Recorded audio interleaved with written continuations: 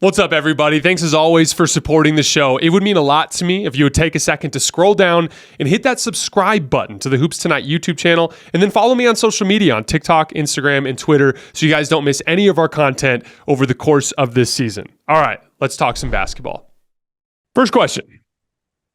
Jason, if the Nuggets win this series, how historically impressive would it be? And what would that say about this Nuggets team? Well, in terms of the historical impressiveness, it's really simple. There's only 5 teams in NBA history that have done it. So it's exceptionally rare. Most of the times you look back through NBA history, it's been a little different. It's unusual for a team with the type of pedigree that Denver has to fall into the situation, which kind of explains why they were able to kind of flip the switch and re-engage the way they did in Game 3 and Game 4. What it says about this Nuggets team is something I've said all season, something I said during, after those Celtics games during the regular season, something I said after the Lakers heartbreak that I experienced in that first round series. This is one of the truly special teams in NBA history, in my opinion. And, when I look at kind of the pathway of NBA history and you look, it's like in the 90s, obviously it was the Bulls and the Rockets, right? In the late 80s, it was the Detroit Pistons. Obviously, it was the Lakers and the Celtics in the mid to early 80s. You get into the early 2000s, and it's like this Lakers run. And then there's kind of like a weird Spurs-Pistons moment in the middle of the 2000s. Late 2000s, it's all Celtics and Lakers again, right? You go into the 2010s, there's like this Miami Heat phase.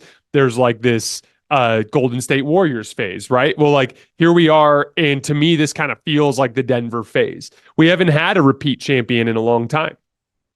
And this is the first team in a long time that I think has that type of potential. And like they keep checking these boxes, right? And a big one that they checked in this series, at least to this point through 4 games, is true adversity. Like true adversity as the favorite, which is different than adversity that comes without expectation, right?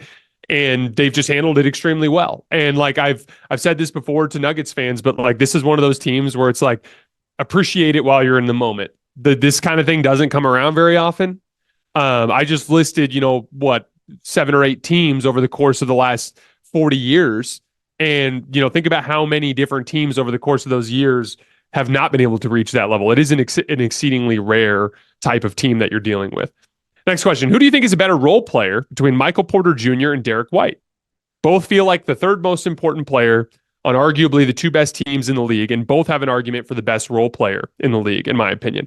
They're both very different, right? Like Derrick White is a guy that can be a ball handler in a larger role on a team. And in many cases over the course of the last couple of years for the Celtics, he's been the second best ball handler, even over a guy like Jaylen Brown, right? Michael Porter Jr. is very much more of an off-ball threat. They also impact the game differently in the margins. Like Derrick White is this outstanding perimeter defender who's also one of the best shot blockers in the league among guards, whereas Michael Porter Jr. is like a really good help defender and a really good rebounder. And so he kind of impacts the game more in a physical sense, right? I think it's very razor thin for me, but if I had to pick one, I'd pick Derrick White, because I do think the ability to run action reliably at the end of a game is a huge asset. And Derrick White has proven himself as a guy that you can actually run action through in tight playoff environments at the end of games. The other thing with Derrick White that's always shown through for me, he's an outstanding motor guy. Like he just always plays hard. And that to me is like a basketball character thing that's baked into the soul of a basketball player. You can't coach it. You can't teach it. You either have it or you don't. And Derrick White just always plays hard. And that's on a team that can struggle with consistent effort. And so I think it's deeply valuable. Has the Wolves, quote unquote, shock and awe in the first 2 games already fading? Or are the Nuggets already, or have the Nuggets already unlocked the code against it? So I think it's a couple of different things. One, I talked about this with Colin Cowherd after game 1, but I don't know if you guys remember, but like I talked about how you have to adjust sometimes to a difference in length and athleticism, right? Like the Lakers are a much better offensive team than Minnesota, and I think you've clearly seen that in the last 2 games. Like Denver has been able to grind the Timberwolves offense into the mud in a way they never could with the Lakers offense, right? That's not a big shock. Like LeBron James and Anthony Davis are just a monumentally better front court pairing than Karl Anthony Towns and Rudy Gobert. Anthony Edwards is this exceptional star, but in terms of perimeter skill and shot making, like Austin Reeves and D'Angelo Russell, they're just like better perimeter guys, right? Than guys like Mike Conley and Jaden McDaniels. Like there's just more offensive skill on the Lakers, right? But the Timberwolves have like another level of defensive talent, right? Like the Lakers did not have a perimeter defender. The guy they were putting on Jamal Murray was Austin Reeves. because they didn't have an option. Whereas Minnesota, it's like, here's Jaden McDaniels, here's Anthony Edwards, here's Nickeil Alexander-Walker. Like, he's just getting wave after wave after wave of elite perimeter defender. And the example I used in the Collins show is like, I used to play in college, but I live in Tucson, Arizona. There's not a ton of talent. It's a relatively small town. There's like 1 million people in the entire metro area, right? And it's not a huge basketball city. So like, I don't face a ton of really good competition. But every summer, because I'm involved with the basketball community here, I do summer workouts with every overseas player and college player who comes back to town. And every single summer, like when I go up against better athletes, I just have to adjust. It's like every dribble move I make has to be made with a certain amount of additional verve. There's more physicality. Every like passes that I used to be able to just make, I have to make a pass fake to generate an opening, or you have to put more zip on it. There's like all these like little details when you go against a bigger, better athlete than what you're used to going against. And I do think that Denver was caught off guard a little bit, just in that initial, like you put, shock and awe at the start of that series, where it's like, holy shit, I was going up against Austin Reeves, who's 6'4" and a below average NBA athlete. Now I'm going against Anthony Edwards, who's maybe the most athletic two guard in the league since Kobe, and Jaden McDaniels, who's the best perimeter defender in all of basketball and has a wingspan that goes on for days and is 6'8" or whatever. So like,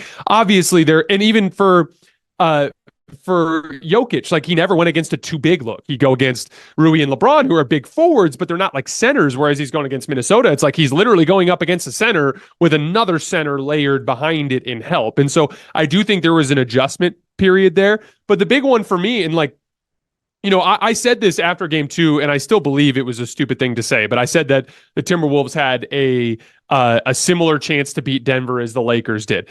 That was overstating it. Minnesota has clearly demonstrated, because they were actually able to kind of dislodge Denver a little bit and cause them to crumble mentally a little bit. Minnesota has proven that they had a better chance to win this series than the Lakers did. That's for sure. However, the reason why I said that to begin with is I think Minnesota's offense is garbage. I've thought that all year long. I've said that consistently. You know, Anthony Edwards taking this leap has made them a little more resilient, but this is a team that struggled to score all season long, especially in crunch time. They were like a 104 offensive rating when the game was within 5 with less than 5 minutes left. And so I always felt like Denver would eventually be able to learn how to guard the Minnesota Timberwolves. And so some of it, I think, was adjusting to their length. And the other part of it, I think, is Denver has always been capable of shutting down Minnesota's offense, just like they did in the last 2 games. Why do you think Cat is struggling in this series, and what adjustments could the T-Wolves make to get him going? He's struggling because he doesn't have offensive resilience. I talked about this in the film session earlier today, but he is a guy that likes to play bully ball, but he's not actually that big. And so when he runs up against any sort of real big athletic forward, they can absorb contact, take that bully ball kind of shoulder in the chest, wait for Cat to expose the basketball and swipe it away. I did an extensive film breakdown on this today. You guys can find it a little bit further back in the YouTube feed. But the truth of the matter is he's more or less a jump shooter.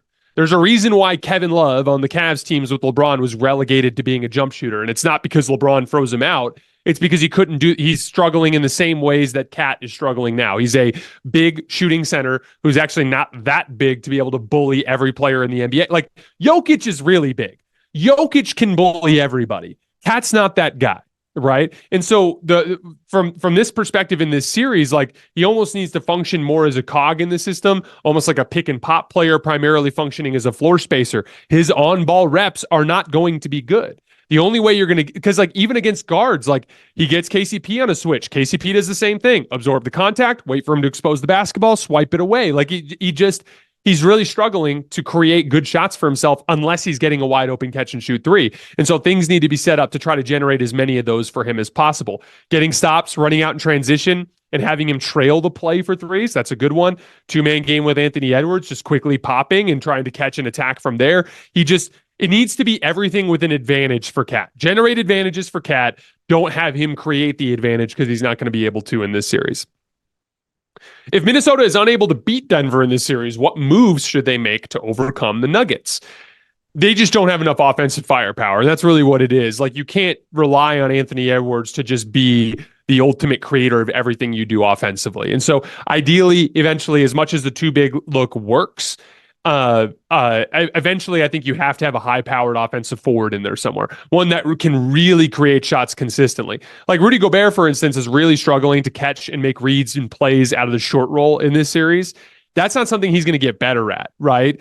And so you have to almost supplement it. Like I think Rudy Gobert can still really work in this situation as long as you have more offensive firepower overall. But they've got to look for a forward, someone that they can slot. It doesn't even necessarily have to be a forward. It can be another guard, but they've got to have somebody next to Ant on the perimeter that has a little bit of offensive resilience when they get to the postseason. And I don't think Karl Anthony Towns is going to be that guy. The advantage is you do have Karl Anthony Towns, which someone is going to have value in around the league, and you can look to use that as a means with which to improve the roster.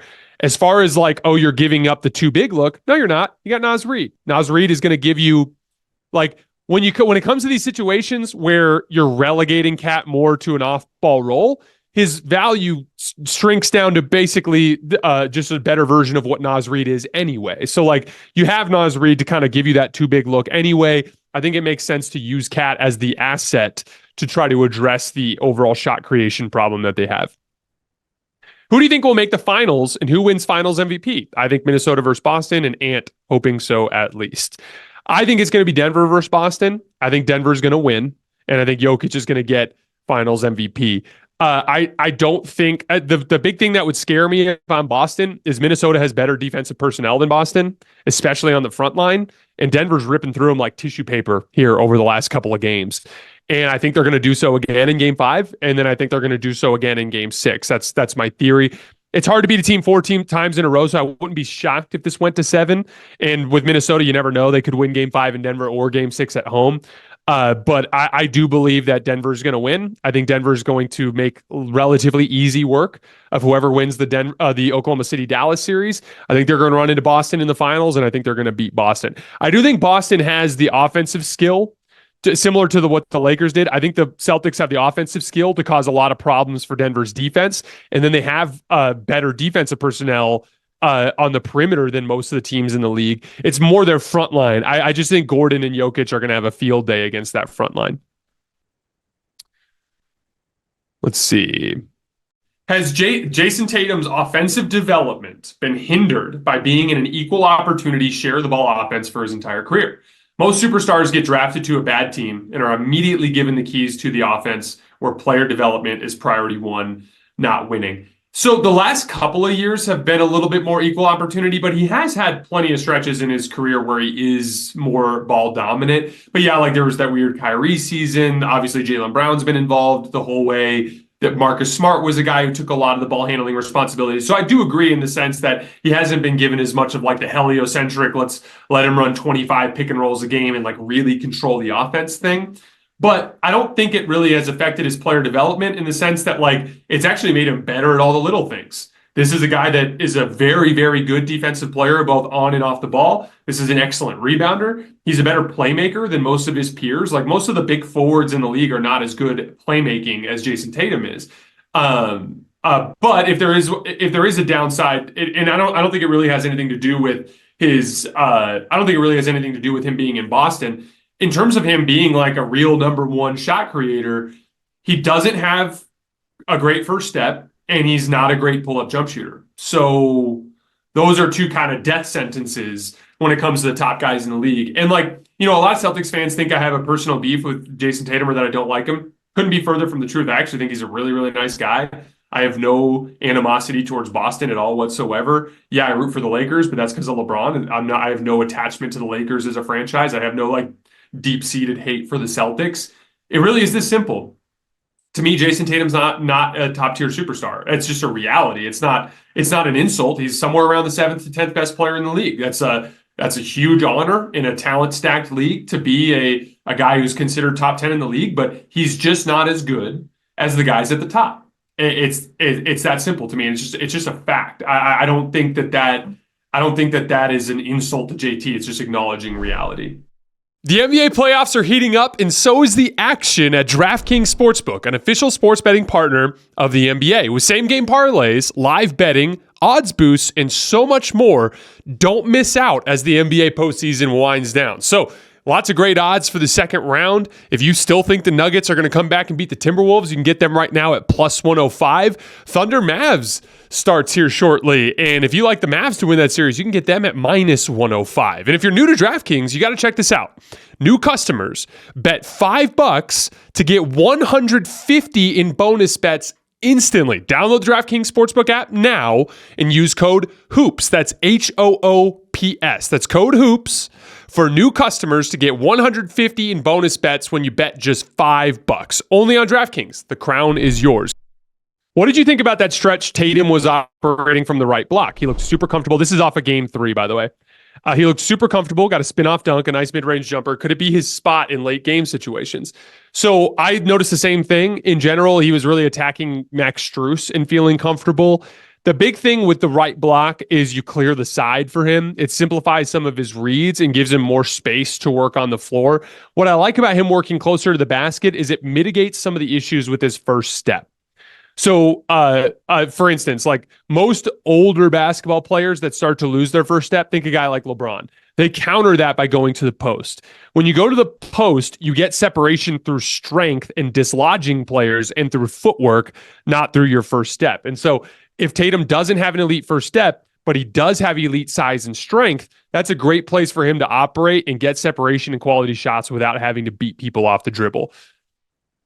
What is Tatum's all-time comp? I've landed on Scottie Pippen since they're both all-around players and their best attribute is defense. Scottie Pippen's not a bad comp, but Scottie Pippen, I never thought Scottie Pippen was as good offensively as Jayson Tatum is now. Also, Scottie Pippen was probably Scottie Pippen was one of those transcendently great defensive players, which I don't think Jayson Tatum is. So if I had to compare Jayson Tatum to anybody, I'd call him a bigger, stronger, better Paul George. Meaning like not a great first step, so he's not great at beating people off the dribble consistently, especially elite defenses and getting to the rim, but a very good over-the-top shot maker, but streaky at times. But he does have more size and strength that gives him more of those bully ball elements around the rim. Let's see. Where do you see Anthony Edwards' peak being? Higher or lower than top 10 GOAT potential? I absolutely think he's capable of being a top 10 player of all time. It's just, again, that's where you get into extended stretches of greatness with a lot of acolyte, just stacking accolades, right? Apparently I have the Star Wars show on my mind right now. Stacking accolades, right? So he's got a long way to go to get to that point, but he's 22 years old and he's already playing at a top 5 level. So that certainly is on the table. If the Lakers can continue to develop Max Christie into being a starting level 3-and-D wing, do you think he can fill the void of an athletic, defensive-focused 2-guard to pair with Austin Reeves? I got a lot of mailbag questions today asking about the Lakers. I did a full kind of preview of the offseason in our last mailbag. I can't remember exactly when it was, but if you go back, it was in a mailbag we did about 4 or 5 days ago, so it's in there somewhere. So I'm not going to get into all that detail again. However, I do think Max Christie can be a starting level 3-and-D wing, but I think he's several years away from that. So banking on that next year, I think would be a mistake.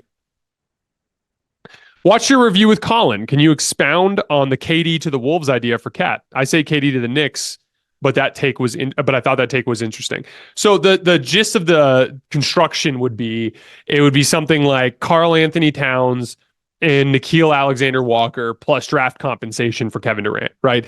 And the idea would be Phoenix does not have a good point of attack defender. Nickeil Alexander-Walker automatically kind of slots into that position, right? The Phoenix does not have a lot of front court size. Karl Anthony Towns immediately slots into there and can be, a bigger front court player that can shoot, right?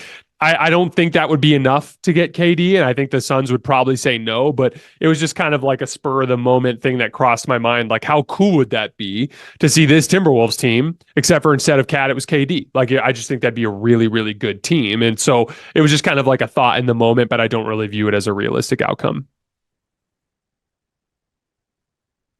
Let's see. Who do you think is the best defender in the NBA equipped to guard Jokic, given Jokic's build and ability to muscle through players? No question is Joel Embiid. He's the one guy that has the athleticism and size and basketball IQ to deny Jokic catches on certain spots, hold up against him in the post. Jokic attacks him more from with his IQ, meaning like he catches Embiid with bad floor balance and he'll beat him up the floor in transition. He catches Embiid, making sloppy defensive mistakes. Like he has success against Embiid in other ways, but in terms of just strictly guarding Nikola Jokic, Embiid is the best guy for it, no question. Hey, Jason, new to your content. Shout out to Adam Mares. Been watching your videos all this month. What were your thoughts on Shaq blatantly saying to Jokic's face that he thought SGA should have won MVP?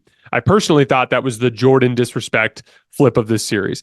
So, what's interesting? I'm not going to sit here and pretend like Michael Malone's video didn't help motivate the Nuggets. I'm sure it did. But like knowing Jokic as well as we do at this point, he doesn't strike me as the guy who really needs that type of motivation.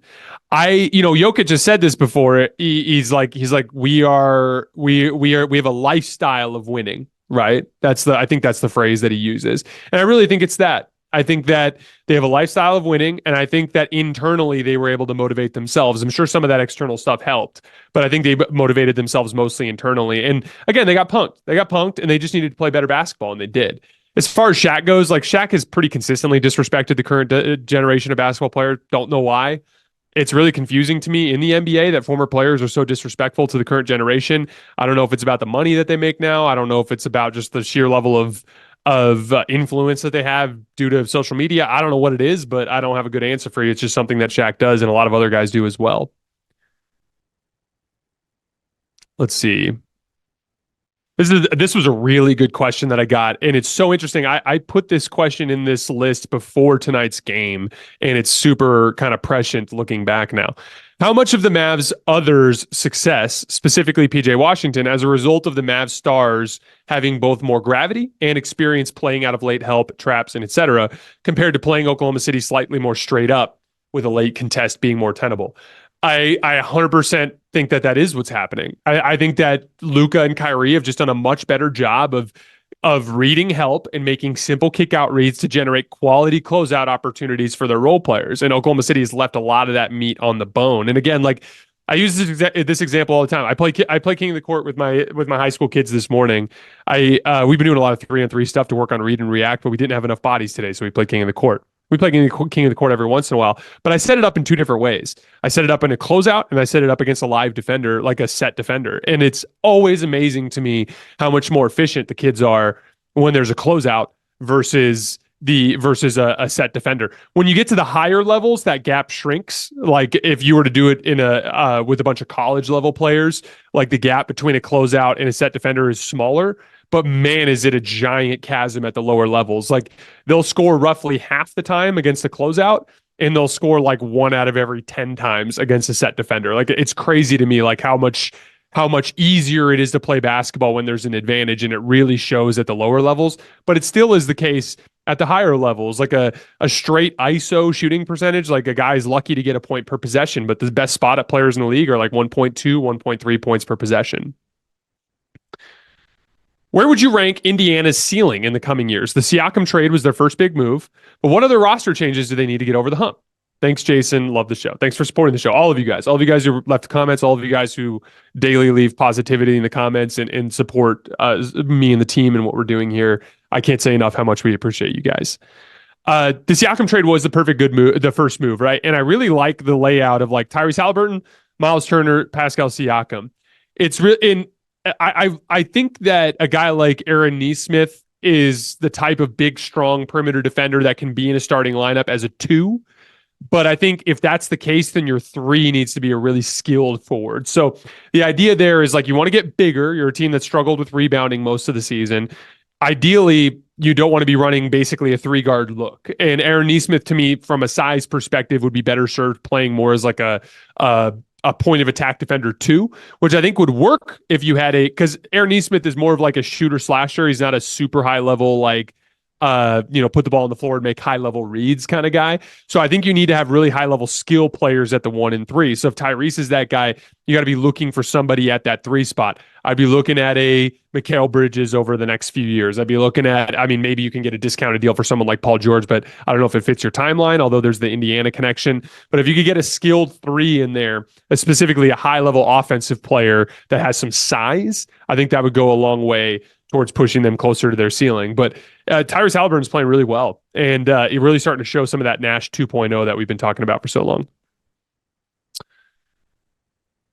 Hey, Jason, love the podcast. With how limited the Wolves offense was in the half court in the regular season, how are they able to overcome those offensive limitations in the first 6 games to where now it seems like Ant can only is the only one that can get something going on that end? A couple things. Phoenix doesn't have a lot of good defensive personnel, right? Like Devin Booker, average point of attack defender. Bradley Beal, average point of attack defender, right? Like Grayson Allen, average point of attack defender. Yusuf Nurkic, not a great rim protector. Yusuf Nurkic, I think, is a little underrated defensively, but he's certainly not an excellent defensive player. And KD's probably the best defender in the group, and he's a help defender, right? And so, it's just one of those things where I don't think they had the personnel to do it. And then I think Denver in general was just so shook by Minnesota in the first couple of games. Minnesota was playing very confidently. They were getting a lot out of Naz Reid, a lot of Karl Anthony Towns. He was hitting every 3 he took. Nickeil Alexander-Walker was playing super well. It was just like a wave that was going. But as soon as Denver tightened the screws, a lot of Minnesota's mediocre offensive players kind of went back to what they were in the regular season, which is inconsistent and streaky. Do you envision Luka and Ant getting the Tatum treatment if they don't win championships in the next 3 to 4 seasons? It seems that great young players are built up and then heavily criticized if they don't win it all. Are they losing? This is what I put in my notes. Why are they losing? To me, I would never criticize Giannis for what happened in 2022, where Chris Middleton's hurt and he leaves all the blood, sweat, and tears out on the floor as he tries everything he can to win that series, and he just can't, right? To me, it's more, are you losing because you failed to address a weakness, right? If Luka loses this series because he is in bad shape and is struggling under the physicality of Lu Dort, and he's making a lot of really poor kick out passes and turning the basketball over a lot, and it's readily apparent that they're losing the series because Luka's just not doing his job, then yeah, I think that criticism is fair. But also, most of these players don't figure it out to their late 20s anyway, so I pretty much have a long leash for anybody that's in their early 20s. Let's see. Why did you call the Spurs fluky when they were the first seed in 2011, went to the conference finals from 2012 to 2014, and went to the finals in 2013 and 2014? Plus, they could have made more runs had Kawhi not gotten injured. This was the comment I made to Colin Cowherd, and I was just referring to how the Spurs didn't have a top-tier superstar on that team. You're right. Fluky was the wrong word to use. I more just mean it was kind of like a magical mixture. You don't use the exception to prove the rule. Steph Curry being the one small, non-athletic player to crack the top 10 in NBA history doesn't mean that small, non-athletic players are going to regularly crack the top 10. It means he was the exception. Same thing goes for the Spurs. That Spurs team won the title without a top 5 guy on the team, right? That's a unique thing. If you go around it, it's like before that, it's Miami Heat, LeBron James. Miami Heat, LeBron James. Before that, Dirk Nowitzki, clearly a top 5 player. Before that, Kobe, right? You go forward, it's Steph Curry, LeBron James, Kevin Durant, Kawhi Leonard, LeBron James, Giannis Antetokounmpo, Steph Curry, Nikola Jokic. So NBA history tells us you do need one of those guys, and that was really all I was trying to say. Let's see, I'll do a couple more.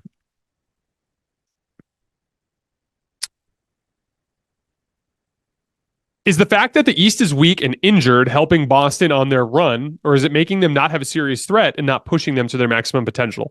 So I think overall it's better to face easy competition, but there is a downside, and that downside is you could be a little bit blindsided by an increase in competition like we talked about earlier with Minnesota, right?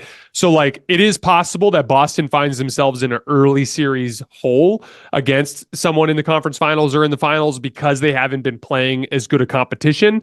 But I still think the trade-off is worth it. I think it's worth it having that easy run. Look at all these other teams dealing with injuries along the way. Let's see. Do you think FX making season 2 of Shogun is a mistake? So Shogun, apparently the season finale is where the book ends, right? You don't actually see what happens. That said, I thought it was a really interesting period piece, and I think there's a lot that they can dive into in terms of like the world building and the politics of Japan in that time. And I certainly would enjoy another season. To me, it's like it's all going to be about the writing. If they get in there and it's like bad writing and it's like, let's just have a bunch of Game of Thrones massive battle scenes, then yeah, I think it could fall flat. But if they lean on what made season one great, which is like excellent characters, excellent like kind of like world building, I think that it could work. I think the hardest part is going to be characters that aren't around anymore. Like Lady Mariko is a really interesting character. You know, Yabushigi was a really interesting character. Those guys are gone now. So like those two are gone now. So like I think it'll be difficult, but you know, you know how it is in the industry. They're going to find a way to make money, and they're just going to be able to make some money on it. Big fan, Jason. My question is, do you think the Mavericks have any shot against either Minnesota or Denver if Luka continues to look hobbled and not play up to his previous standards? Luka just hasn't been playing very well. It's true. And yeah, unless Luka can get up closer to Jokic's level, I don't give them a chance. Unfortunately, Oklahoma City is just way too small, I think. So like, I don't think either of those teams has a chance to beat Denver unless Luka can get it back together. All right, last one. What is your opinion on the idea of guys having a dog mentality or the right mentality? I know players like KD have pushed back on the idea that being loud and talking shit makes you better or more of a winning player, but what do you think? So I agree with KD in the sense that it's not really about the performative aspect about it, but like let's take Jokic, for example. Jokic doesn't talk a ton of shit. Jokic isn't super, boisterous with his kind of personality on the floor, but it's like up here, he thinks I'm better than all you guys, and I'm going to find a way to take over this game. To me, it's about aggression and audacity. There are some players that are just too passive, and that to me is like a kind of a death sentence in a lot of these situations. Specifically in playoff basketball, there are not a lot of easy shots, and so you need someone who's brave enough and confident enough to target some of the more difficult opportunities that show up. Over the course of the series. I forgot about Paul's list. Let me quick take a look at that. We just have three of them, so I'll hit them really quick. How do you think Oklahoma City would do against the Wolves? Better chance against the Wolves or the Nuggets? Definitely a better chance against the Wolves because the Wolves are not a good offense, and I think that Oklahoma City could drag them into the mud. No chance against the Nuggets, unfortunately. I just think they're too big and strong. Do you enjoy watching Luka? I'm always annoyed watching him complain to the refs every play. As a basketball fan, I always find things I like. So, like, I'm not a huge James Harden fan. I'm not a huge Joel Embiid fan, and I'm not a huge Luka Doncic fan, but I find things I like. I stole the footwork to my step-back three-point shot from James Harden. I think he basically pioneered it, the modern version of it in the NBA. Joel Embiid, his footwork in the post has always been super impressive to me, and you cannot deny the skill development piece. Like, he has become a very skilled big player, right? And then with Luka, to me, I think he is the ideal player for any young basketball player to watch in terms of dribble efficiency and selling your fakes with every bit of your body language. And I think it's a big part of how he beats people off the dribble. So like, I find things that I like about them, but it's really this simple. Luka takes a lot of bad shots. He dominates the basketball and kind of disrupts the flow of the game, and just bitches and moans more than any basketball player I have ever seen. And so there's always going to be a part of me that like kind of naturally dislikes watching him play, but there's always going to be a part of me, the basketball fan, that like finds things to like about Luka. Also with Luka, he's young, and something tells me that when he's in his late 20s, he's going to be more physically fit, better at handling the refs, and way better at playing alongside other talented basketball players.